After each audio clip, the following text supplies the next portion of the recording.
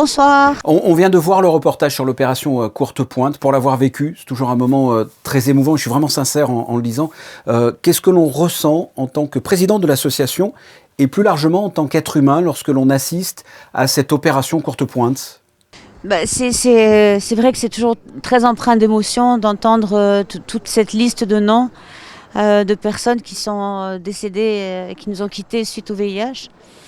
Et c'est un peu l'histoire du VIH aussi et de la discrimination, de la stigmatisation, parce que vu l'historique, pourquoi les courtes pointes avaient été faites, c'était pour remplacer une pierre tombale ou un linceul, ou voilà, la mémoire des gens, pour pas qu'on les oublie, juste parce qu'ils étaient morts du VIH.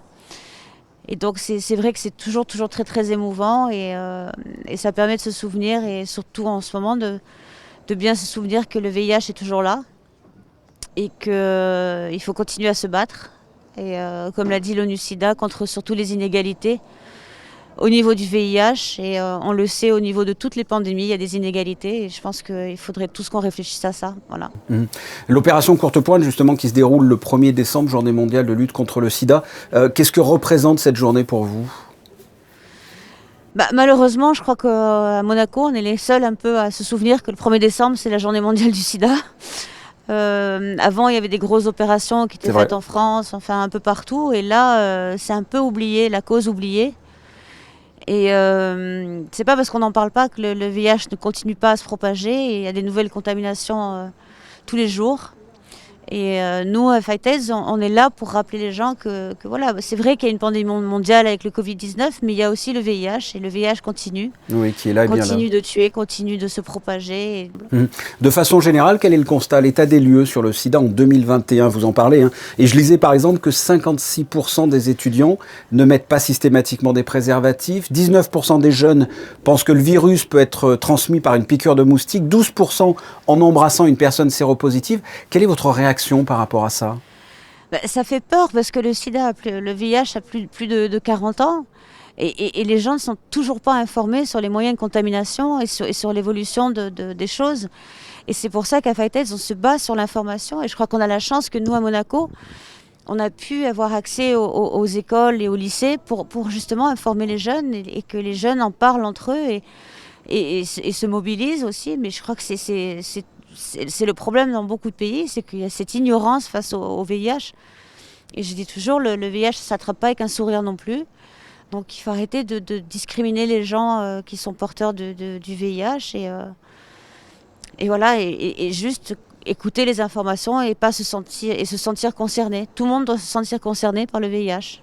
Un dernier chiffre, on l'évoquait à l'instant, avec la crise sanitaire qui monopolise les attentions, il y aurait 20 000 personnes en France qui seraient séropositives mais qui ne le savent pas. Cette crise sanitaire est, vous l'avez dit tout à l'heure, véritablement un frein à la lutte contre le sida.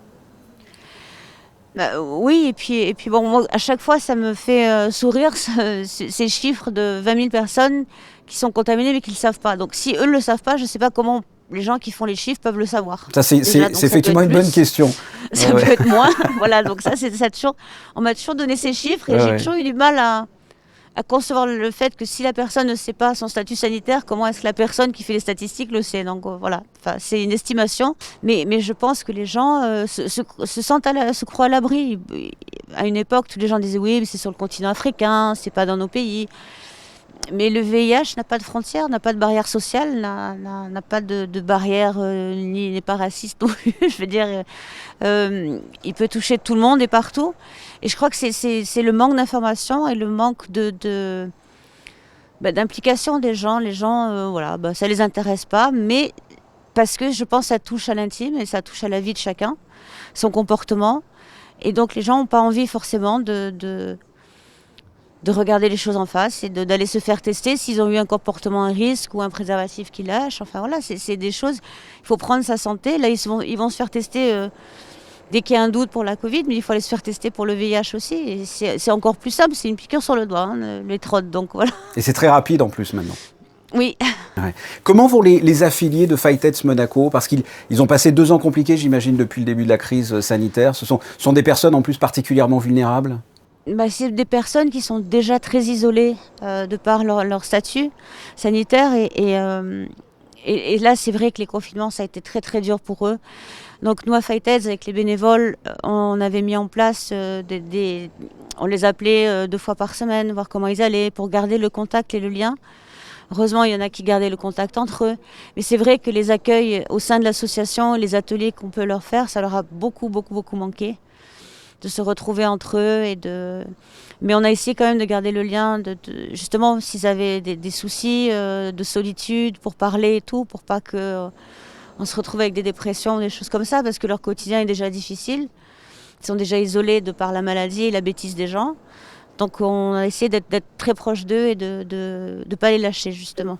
Et dernière question, comment se passe le quotidien désormais au sein de l'association à Monaco, ainsi que dans la maison de vie à Carpentras? C'est compliqué. Là, voilà, on va repartir sur d'autres mesures.